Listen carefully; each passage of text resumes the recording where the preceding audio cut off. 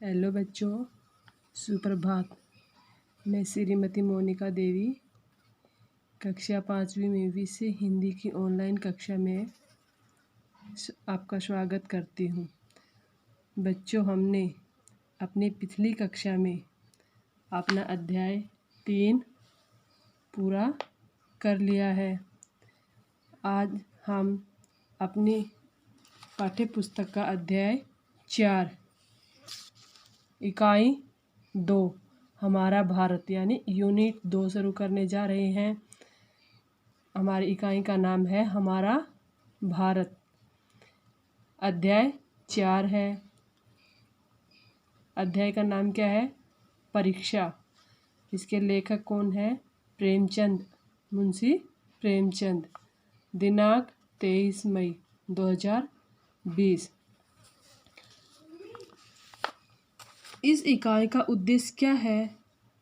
इस इकाई का उद्देश्य छात्रों को सामाजिक राजनीतिक ढांचे से अवगत कराना है।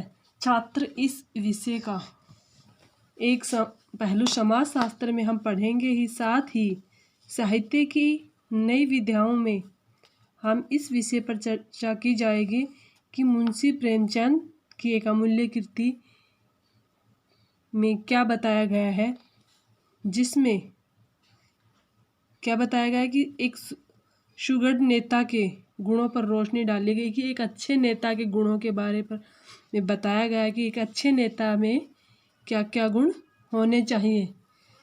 इस कहानी में जो अध्याय की जो मुंशी प्रेमचंद की जो कृति है, इसमें एक देवगढ़ के विशाल रियासत के दीवान के पद के लिए चुनाव के लिए प्रतियोगिता रखी गई है। दूर दूर से लोग इसमें हिस्सा लेने के लिए आते हैं, लेकिन अंततः किस आधार पर और किसका चुनाव होता है, यह इस कहानी का मुख्य विषय होगा। तो इस कहानी का मुख्य विषय हमारा आज का क्या है कि शिक्षा के साथ साथ मानवता का होना ही एक व्यक्ति को योग्य बनाता है। क्या कह रहा है? शिक्षा के साथ साथ मानवता का होना। शिक्षा के साथ साथ हमारे अंदर क्या होना चाहिए? मानवता का होना ही एक व्यक्ति को योग्य मतलब कुशल बनाता है। यही हमारी कहानी का मुख्य हमारा उद्देश्य रहेगा कि शिक्षा के साथ हमारे जीवन में क्या जरूरी है। साथ ही हम इस अध्याय में क्या पढ़ेंगे, क्या सीखेंगे? कहानी को पढ़कर उसके भाव को समझना। कहानी को पढ़कर उसके भाव को हम समझेंगे और वाक्य में प्रयोग के आधार पर मुहावरों के अर्थ का अनुमान लगाना। इस कहानी को पढ़कर हम इसमें क्या करेंगे? मुहावरों के अर्थ को जानेंगे और उसके बारे में समझेंगे। और व्याकरण में हमारा जो भाग है वो करेंगे हम क्रिया के भेदों को पहचान कर लिखना। क्या करेंगे? क्रिया के भेदों को पहचान कर लिखेंगे। तो इसमें हमारा जो गपशप भाग है वो हम खुद करेंगे। इस भाग में हमें पाठ को कहानी को पढ़ने के बाद पता लगे कि क्या करना है। गपशप भाग में कहानी के शीर्षक से अनुमान लगाइए। कहानी का शीर्षक हमारा क्या है? परीक्षा। क्या है? परीक्षा। इसके आधार पर अनुमान लगाइए कि कहानी किस बारे में हो सकती है, कि इसको मतलब कि अनुमान लगाना है, हमें पता लगाना है कि परीक्षा नाम क्यों रखा गया है। इसमें क्यों रखा गया है?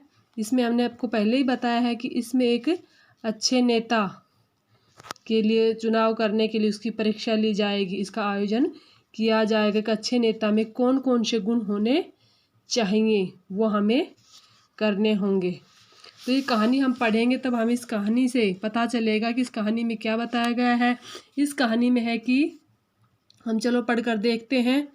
यह कहानी है एक रियासत के दीवान की खोज की। यह कहानी क्या है कि एक रियासत के दीवान की खोज की है। दीवान के पद के लिए व्यक्ति में क्या गुण होने चाहिए? दीवान के पद के लिए व्यक्ति में क्या गुण होने चाहिए? शिक्षा, ज्ञान, स्वास्थ्य, बुद्धि, ये तो होने जरूरी है, लेकिन इनके साथ इन सब से भी ज़्यादा महत्वपूर्ण कोई तत्व है, आइए जाने। इससे भी ज़्यादा महत्वपूर्ण है इस कहानी में, वो तत्व जानते हैं कि क्या है उसके लिए। तो हम इस कहानी में आगे पढ़ते हैं। इसमें क्या कह रहा है? जब देवगढ़ के विशाल रियासत के दीवान जो वहाँ का प्रमुख मुख्य था वो दीवान सरदार सुजान सिंह बूढ़े हुए तो जाकर महाराज से विनय मीनी प्रार्थना विनती की। जो देवगढ़ के जो रियासत का जो सरदार था सुजान सिंह, कौन थे? सुजान सिंह बूढ़े हो गए तो उन्होंने वहाँ के राजा से जाकर प्रार्थना की कि अब मेरी अवस्था ढल चुकी है। अवस्था मतलब उम्र, राजकाज संभालने की शक्ति नहीं रही। राजा साहब ने दीवान को बहुत समझाया। उसने सुजान सिंह जब बूढ़े हो गए तो सरदार अपने महाराज के पास जाकर प्रार्थना की थी कि महाराज अब मेरे से राजकाज का काम नहीं संभाला जा सकता क्योंकि मेरी उम्र ज़्यादा हो गई, यानी वो बूढ़ा हो गया था। तो दीवान साहब को बहुत समझाया, लेकिन जब दीवान साहब न माने तो हार कर एक शर्त लगा दी गई। शर्त क्या रखी गई कि रियासत के लिए नया दीवान उनको ही खोजना पड़ेगा। किसको? कि जो सुजान सिंह जो बूढ़े हो गए थे उनको कहा कि इस रियासत के लिए, इस क्षेत्र के लिए जो नया दीवान चुनोगे वो आपको ही चुनना पड़ेगा, तब आप इस काम पद को छोड़ सकते हो।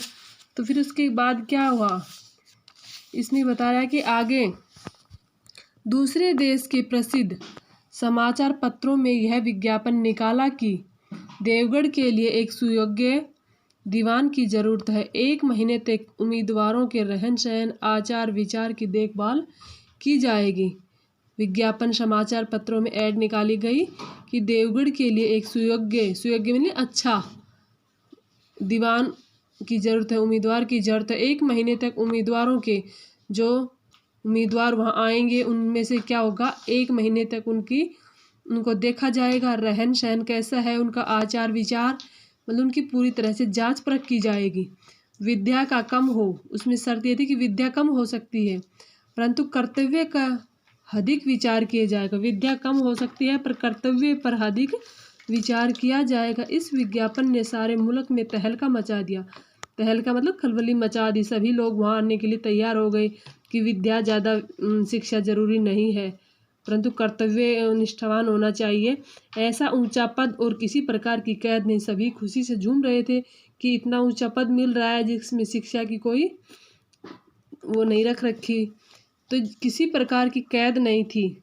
सैकड़ों आदमी अपना अपना भाग्य परखने के लिए चल खड़े हुए। वहाँ सैकड़ों लोग आ गए अपना अपना भाग्य परखने के लिए।